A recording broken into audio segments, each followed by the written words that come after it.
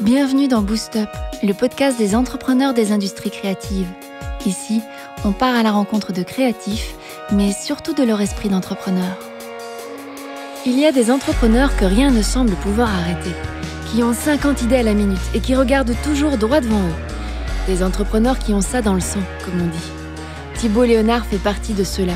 Il a 34 ans et il est actif depuis plus de 10 ans dans le secteur de l'édition. Et son parcours n'est pas commun. L'expérience qu'il va nous raconter commence en 2010 avec son projet Le Petit Littéraire, un projet au service de l'enseignement et avec lequel il remporte la bourse Boost Up. Mais Thibaut a plusieurs expériences de l'entrepreneuriat. Il n'a pas seulement créé des projets de toutes pièces, il en a repris. Et ça change pas mal de choses. Surtout quand il faut faire cohabiter les projets qu'on fait naître avec les pièces rapportées auxquelles on tente d'offrir un nouvel avenir.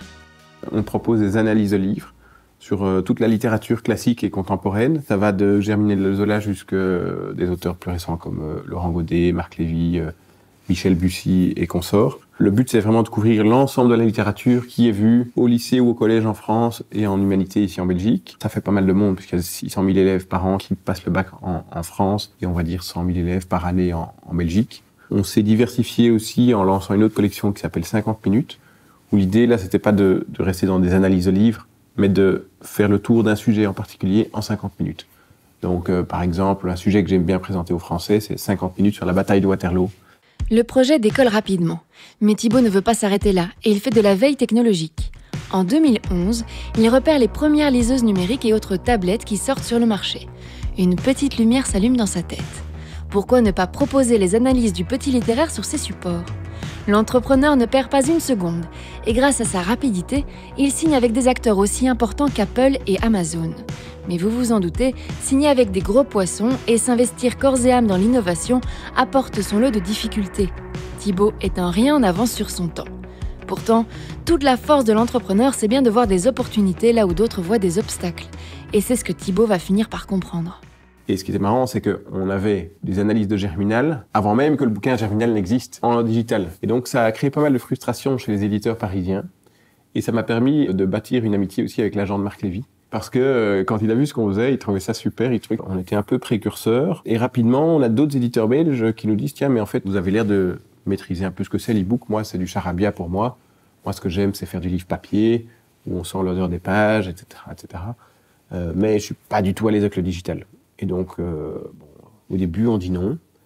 Et puis, on se rend compte qu'en fait, on a quand même bâti un certain savoir-faire. Parce que, venant du web, aller vers le livre numérique, il y a quand même beaucoup de similitudes, beaucoup de mécanismes qui sont semblables.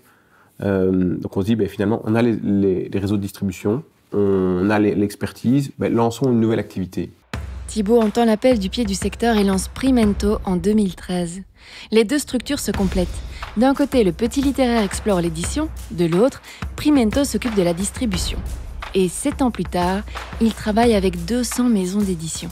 On est en quelque sorte le département numérique et on se charge de la distribution de leurs livres au format numérique avec l'objectif d'optimiser leur référencement pour faire en sorte que quand quelqu'un cherche leur livre sur Amazon, d'abord qu'il le trouve et que si quelqu'un cherche un livre sur une thématique qui est liée à leur livre, qu'il le trouve aussi. Les deux projets roulent et l'entrepreneur en Thibaut commence à s'ennuyer. Il va alors poser un choix étonnant, détonnant même. Il reprend les éditions Mardaga, un pilier de l'édition belge format papier qui était sur le point de disparaître. Et les défis sont au rendez-vous. En premier lieu, il faut redresser l'entreprise et s'occuper de sa situation financière. Mais d'autres défis émergent. Reprendre une entreprise, ce n'est pas partir d'une page blanche, c'est reprendre un flambeau. On ne peut pas tout raser, on doit comprendre et reconstruire. C'est une autre expérience de l'entrepreneuriat. Et progressivement comprendre, mais quel est l'ADN, quelle est la force de cette maison d'édition, de la marque Mardaga, pourquoi est-ce qu'elle est reconnue, pourquoi est-ce qu'elle n'est pas reconnue, quels sont les segments dans lesquels on apporte une vraie valeur ajoutée. Donc quand j'ai repris, Mardaga faisait de l'architecture, de la psychologie, il y avait aussi un rayon musicologie, historiquement, et il y avait des guides de tourisme. Thibaut et son équipe vont aussi devoir déconstruire certains a priori sortis tout droit de leur pratique digitale et qui n'ont pas cours dans l'édition papier, comme le cycle de production du livre physique par exemple, qui mettra leur patience à rude épreuve. Dans le digital, entre la signature d'un projet et sa publication, dans le cas le plus rapide, ça peut mettre 2 à 3 semaines. Pour un livre papier, c'est 1 an. Pour le 31 août, on doit décider quels sont les titres qu'on va publier en janvier, février, mars. Et donc, ça veut dire qu'on se bloque pour une période de 6 mois, avec toutes les incertitudes qu'il y a. Potentiellement, l'auteur peut tout à coup être bloqué dans son écriture, ou bien il peut y avoir un souci X ou Y. Et c'est très très long. Maintenant qu'ils comprennent les règles de ce nouveau jeu, qu'ils ont compris les valeurs et l'identité de la marque Mardaga, le plus grand des défis les attend. Créer un avenir pour cette maison d'édition dans l'impasse, qui doit combattre des géants du secteur. On s'est rendu compte que c'était très difficile pour nous de trouver une rentabilité sur les guides de tourisme, parce que tout simplement, dans le rayon tourisme, on est face aux guides verts, à Michelin et consorts. Donc on ne parvenait pas à se différencier d'autres éditeurs. Par exemple, Racine, en Belgique, est incontournable sur le rayon de l'histoire. Et Thibaut, lui aussi, commence à plier sous le poids du challenge qu'il s'est lancé. Gérer 3 sociétés en parallèle peut devenir un défi en soi. 3 déclarations de TVA à faire, il y en avait une qui était en mensuel pour des raisons historiques, 3 clôtures comptables à faire, 3 déclarations à faire chaque mois pour le payroll. Au niveau comptable, au niveau administratif, c'était pas des plus simples.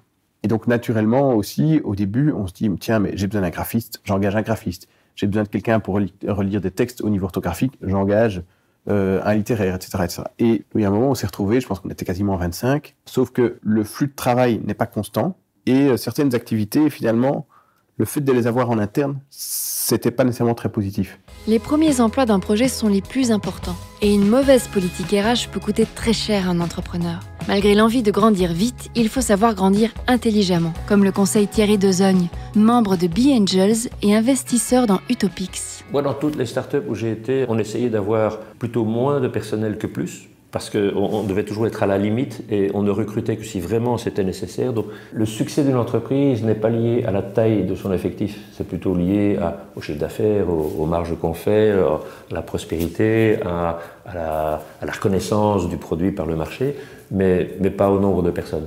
Non. D'ailleurs, souvent, moi c'est une chose que je conseille aussi aux entrepreneurs quand je suis avec eux, c'est si on hésite, si on n'est pas sûr d'avoir un job à temps plein, si on n'est pas sûr que ce sera pour du très long terme, on prend quelqu'un d'externe, on prend des freelances, et à ce moment-là, c'est plus facile à la fois pour eux, il n'y a pas de problème de contrat à longue durée, et pour l'entreprise aussi, si vraiment on n'en a plus besoin, ben on arrête, parce que recruter c'est compliqué, et garder des gens c'est aussi compliqué. Thibaut cumule donc les difficultés, tant administratives que de vision globale. Il se retrouve face à un choix, pivoter ou couler.